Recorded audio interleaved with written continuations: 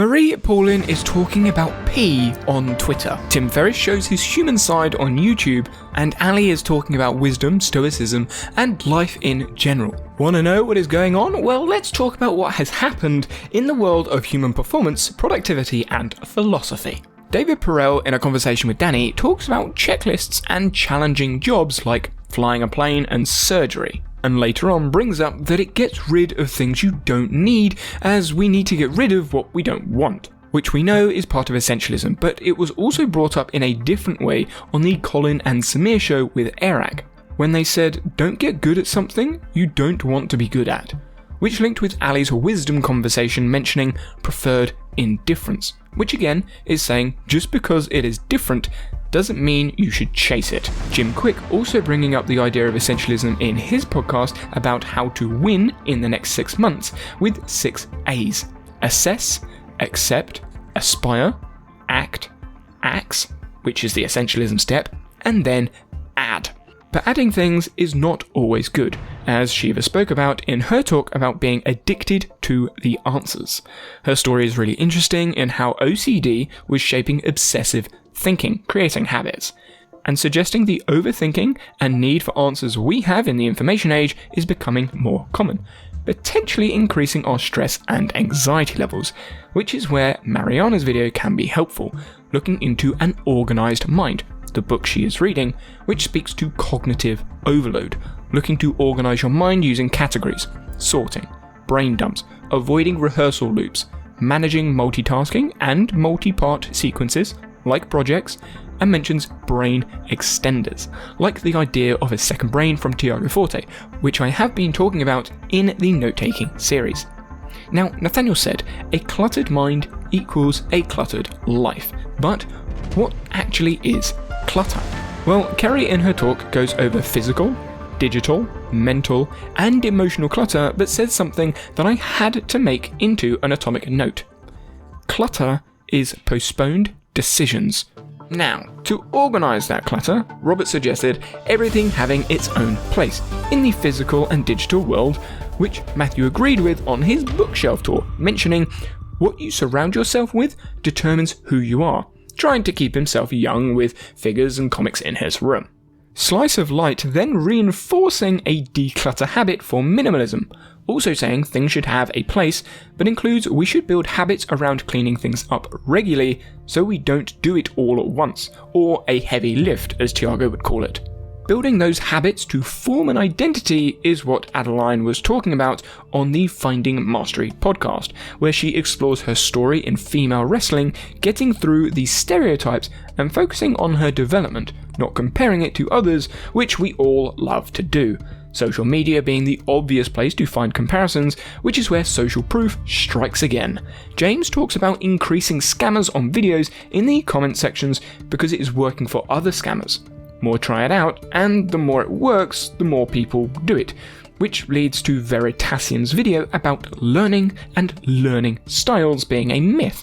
People have spoken so much about being a visual, auditory, writing, or kinesthetic learner that they don't question it, even though there is little to no evidence supporting these styles. A side note, I wrote an essay about this topic in my first year at uni.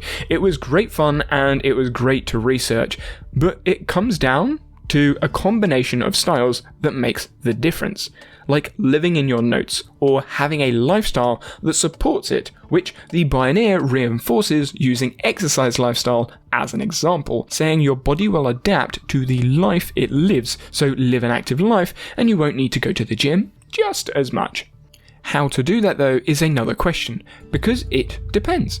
And Mike Kim brings that up with branding and how you help others, a how-to-preneur sharing how to do something, or an ideapreneur sharing broader ideas around something more like a philosophy of practice, similar to what Tim Ferris has done with the 4-hour workweek. But he did share his human side, giving us some great bloopers of his when recording doesn't go quite to plan. Talking of bloopers, Thomas Frank actually shared an image on Twitter that was pretty good.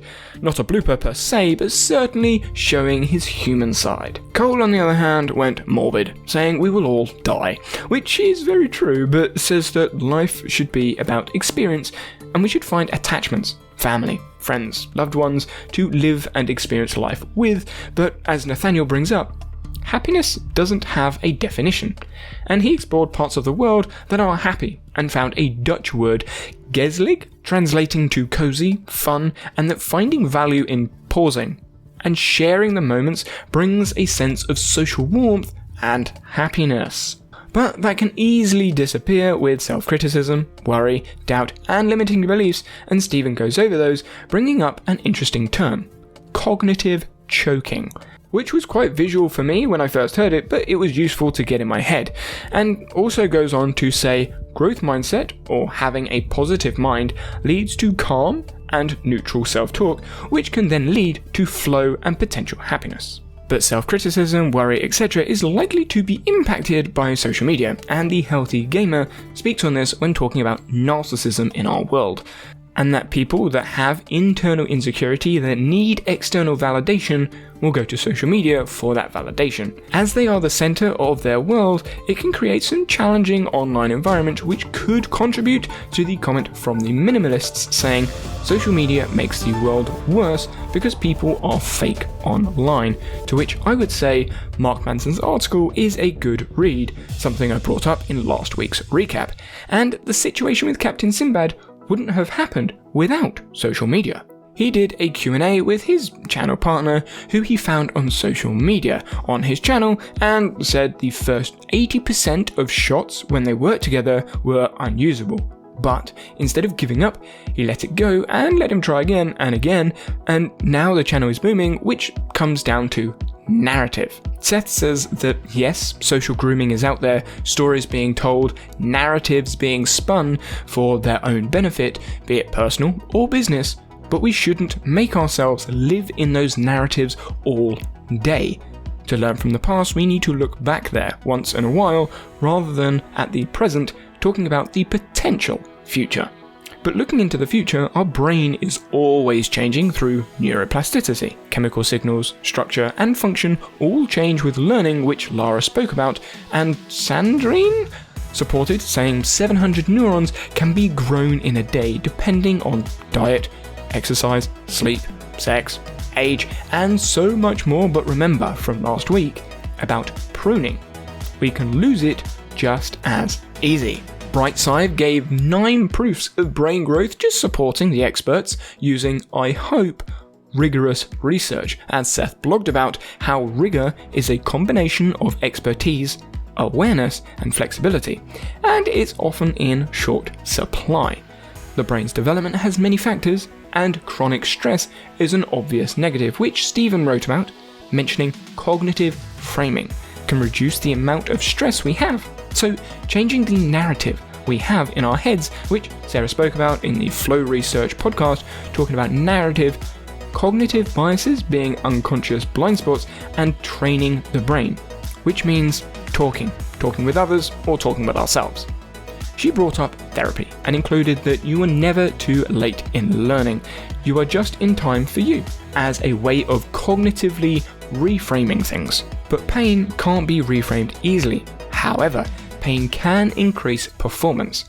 Karen spoke about pain, explaining that pain triggers a response, and that response can increase our performance, using marathon runners as an example. As the pain increases during the run, the body fights it, helping us to run longer. The way we remember all these things, though, will differ from person to person, some using a tree structure for storing things, but a great talk from Manuel talking about networked thought demonstrated the non-linearity of knowledge and the interconnectedness of ideas. Mark supports this in his newsletter, saying we learn from non-obvious sources, saying that our best ideas are just outside the subjects they are currently in. Which could be why Nat in his newsletter is saying we don't know what to do with children and their knowledge, growth, and career options. As Professor Feynman tweeted, children need to learn to manage emotions, not just how to do math and learn languages.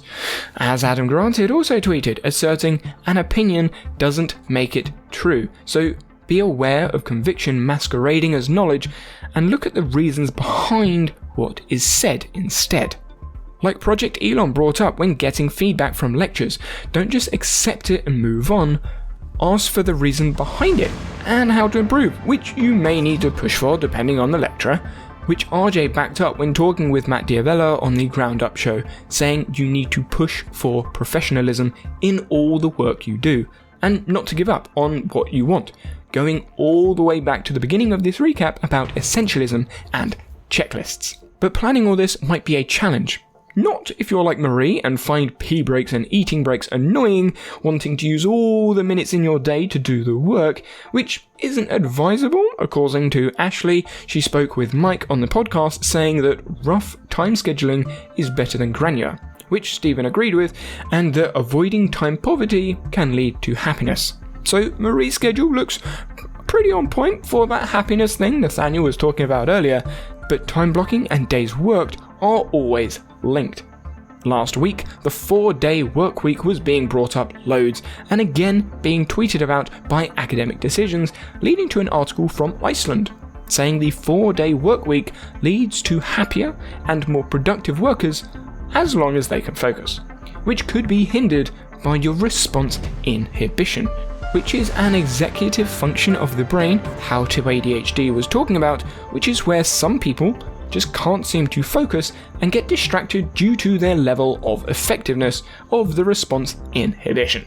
All of these notes are from my own collection. I would love to hear what you captured this week in the comment section below, and you can find all the links to the sources for further exploration in the description if you're curious.